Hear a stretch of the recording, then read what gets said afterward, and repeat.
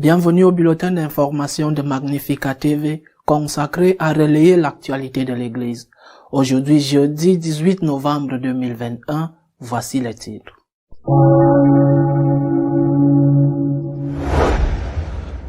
Le cardinal Casper a de nouveau vivement critiqué le synode allemand, le qualifiant de farce, ayant mis en garde contre le risque de dévalorisation du rôle des évêques.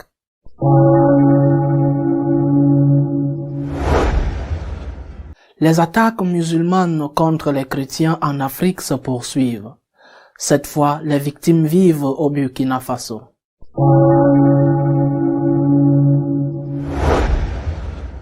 Le porte-parole du patriarcat orthodoxe russe s'est moqué de l'application par le président Biden du concept de bon catholique qui lui aurait été donné par le pape.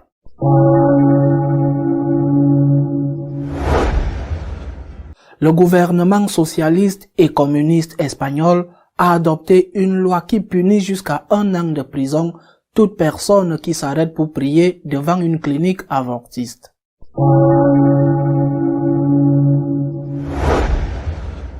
Le cardinal Casper critique vivement le synode allemand, l'accusant d'être devenu une farce, tout en accusant les évêques de négliger leurs devoirs. Les évêques d'aujourd'hui ne sont pas de nouveaux apôtres, a déclaré le cardinal allemand dans une déclaration sur le synode qui se tient dans son pays et dont il regrette qu'il néglige ses fonctions de successeur des apôtres. En termes purement formels, ajoute-t-il, le synode n'a pas annulé l'épiscopat, mais il a essentiellement vidé de sa substance. Selon le texte synodal, l'évêque n'est pas très différent du président d'un conseil de surveillance qui est élu pour une durée déterminée et peut être révoqué à tout moment. Un synode ne doit pas être confondu avec un parlement où les décisions sont prises à la majorité, a-t-il déclaré. Il doit plutôt rechercher le consensus qui est compris comme un signe de l'Esprit Saint. Par conséquent, un synode ne devrait pas rejeter et renverser une minorité sans un échange sérieux d'arguments, comme cela s'est produit lors de la dernière réunion de la voie synodale. Ce faisant, la voie synodale est devenue la farce d'un synode.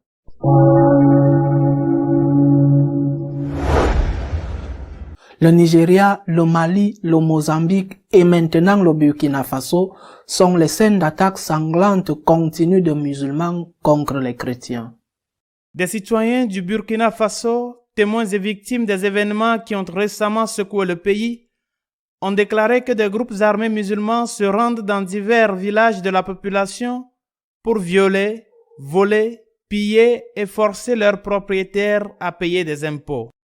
La méthode utilisée par les terroristes pour mener à bien ces actions repose sur l'arrivée violente dans les villages et la demande aux bergers de prétendues taxes par tête de bétail, et s'ils n'ont pas assez d'argent, les extrémistes saisissent leurs animaux.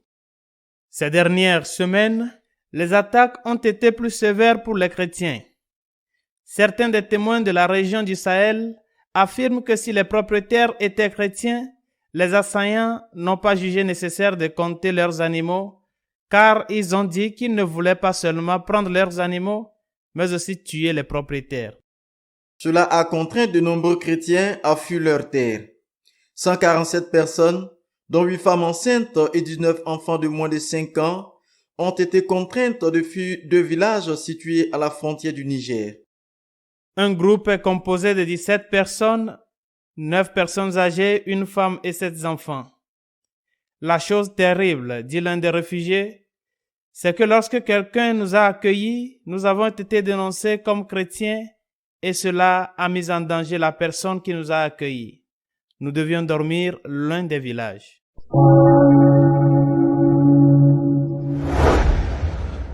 La déclaration selon laquelle le président Biden est un bon catholique a provoqué les raillements des orthodoxes russes qui ironisent sur le catholicisme d'un avortiste avoué. Des mots forts de la part du métropolite Hilarion de Volokolamsk, président du département des relations extérieures du patriarcat de Moscou. Dans une interview sur le site web du patriarcat, lorsqu'il a été interrogé sur le soutien du président Biden à l'avortement.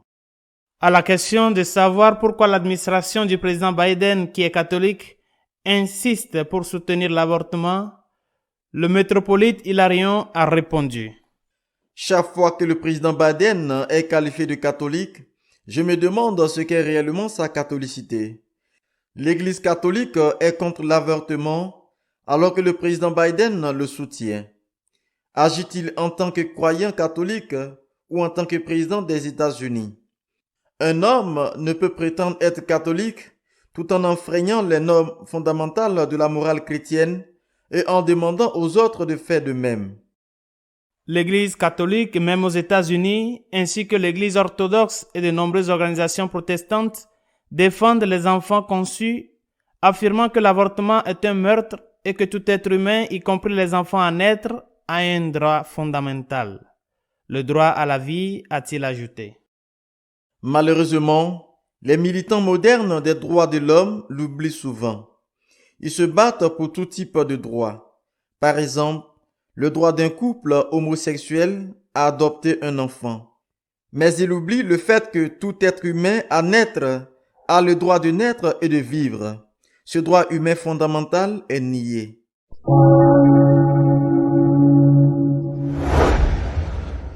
S'arrêter pour prier devant une clinique avortiste sera désormais passible en Espagne d'une peine pouvant aller jusqu'à 1 an de prison, selon une loi adoptée par le gouvernement socialiste et communiste.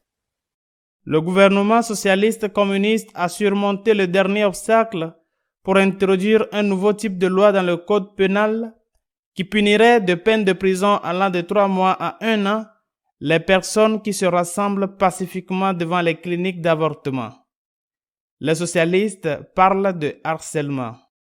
Jeudi, le gouvernement a réussi à sauver son projet de loi controversé visant à imposer des peines de prison aux groupes pro-vie qui font obstruction au droit à l'avortement devant les cliniques d'avortement. Cette réforme du code pénal, qui a été prise en considération par la Chambre basse en septembre dernier, a réussi jeudi à surmonter la dernière pierre d'achoppement, 2 amendements à la totalité présentés par le PP et Vox. La loi punira de peine de prison ou de travaux d'intérêt général quiconque harcèle ou restreint la liberté d'une femme qui entend exercer son droit à l'interruption volontaire de grossesse en promouvant, encourageant ou participant des rassemblements à proximité des lieux où les grossesses peuvent être interrompues en portant atteinte à sa liberté ou à sa vie privée.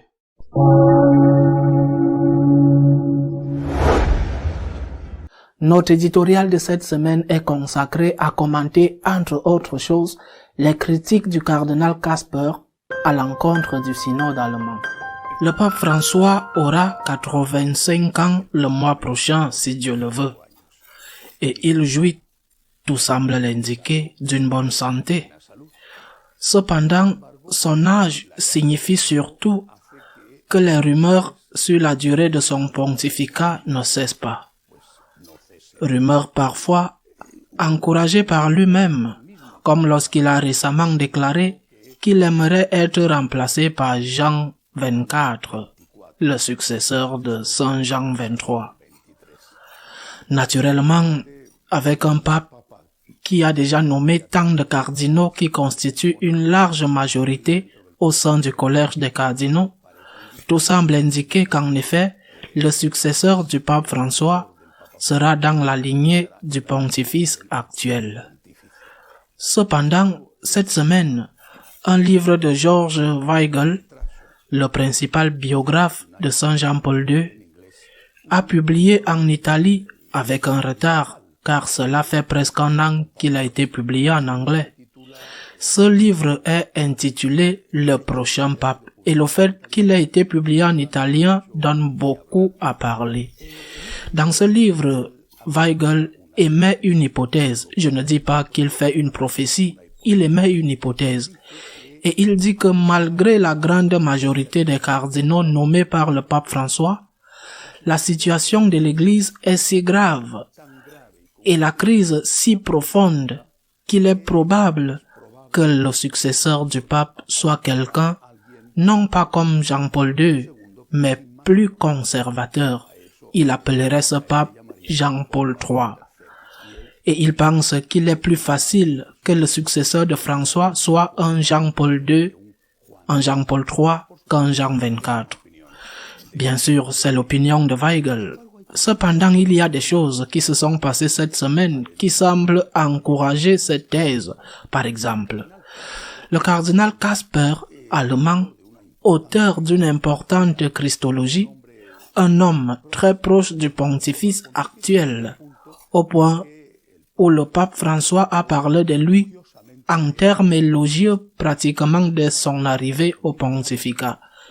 Cette semaine, Casper a fait référence au synode de son pays, le synode allemand, et a dit que c'est une farce, que ce n'est pas un synode, ni un chemin synodal, mais que c'est vraiment un chemin qui mène à la ruine de l'Église, une farce. Et il est même allé plus loin en disant que les évêques ressemblent de plus en plus aux hauts cadres d'une multinationale, qui peuvent être mis en place ou retirés selon le bon vouloir des gouvernants au lieu d'être les successeurs des apôtres. Une critique aussi dure du parcours synodal, une farce, dit-il. Une critique aussi dure aurait été acceptée, logique, dans la bouche du cardinal Müller, dans la bouche du cardinal Pell, dans la bouche du cardinal Sarah, mais c'est Casper, l'ami du pape, un de ses principaux conseillers, qui a dit cela. Jean XXIV, s'il existait, s'il devenait le prochain pontifice, nous ne savons pas quel cardinal il serait, mais s'il devenait avec cette idée de convoquer un troisième concile du Vatican, il serait assez fort pour mettre au pas ce synode allemand si fou.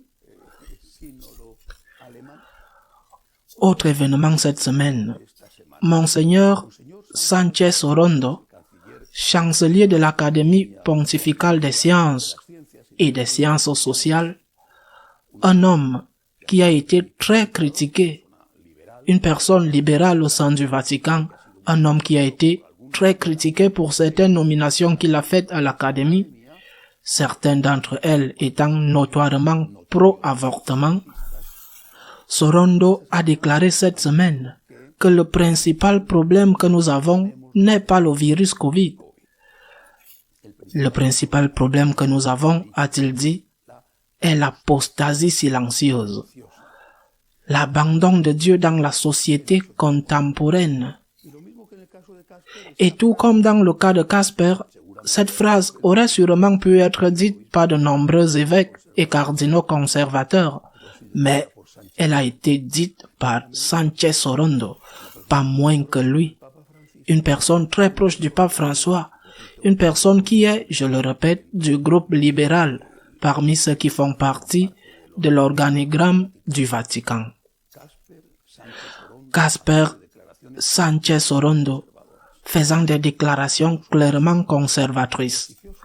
Non seulement cela, le prestigieux Austin Institute aux États-Unis a fait non pas un sondage, mais une étude sociologique sérieuse parmi les prêtres catholiques aux États-Unis. Il est vrai qu'il se limite aux États-Unis, mais les données sont très significatives. Il est arrivé à la conclusion que 80% des prêtres qui ont moins de 40 ans, ce 80% est contre la réforme du pape François, et que d'autre part, 80% des prêtres qui ont plus de 70 ans est en faveur de ces réformes. C'est-à-dire, les réformes du pape François sont largement rejetées par les prêtres jeunes et seulement largement acceptées par les prêtres retraités de plus de 70 ans.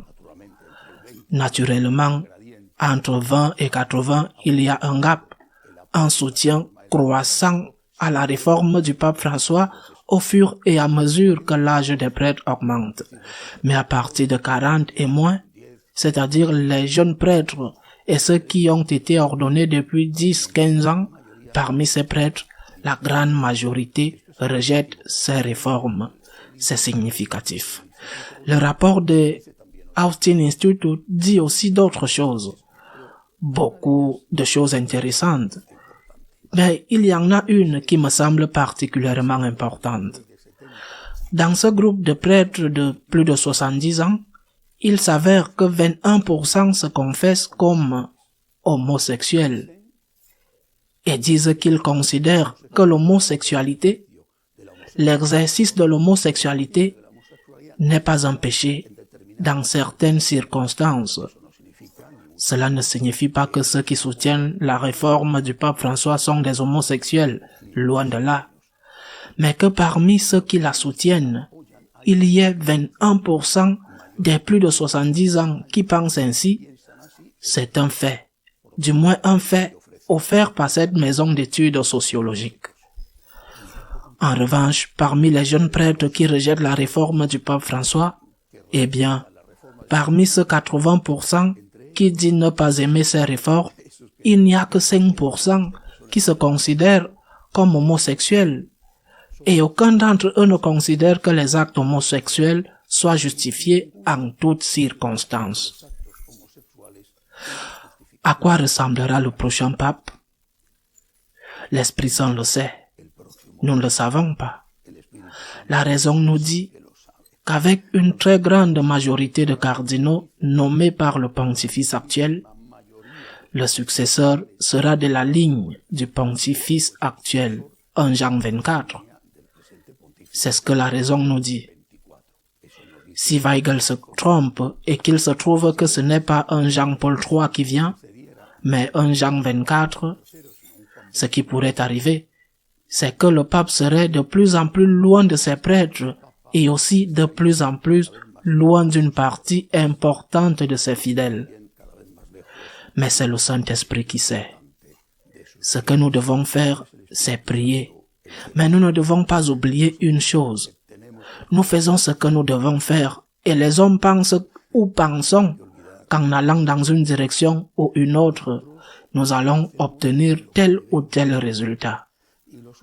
La réalité va souvent dans l'autre sens.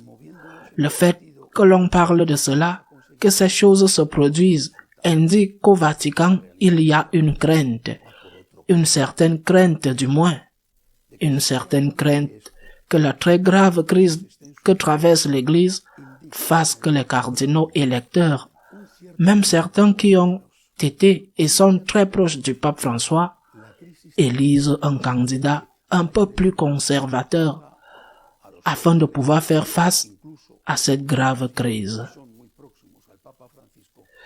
Mais je le répète, ce sont toutes des approches humaines, celles de Weigel et des autres. C'est l'Esprit Saint qui sait. C'est lui qui sait ce que sera l'avenir. Et ce que nous devons faire, c'est prier pour que ce soit toujours et de toute façon la volonté de Dieu qui s'accomplisse. À la semaine prochaine, si Dieu le veut.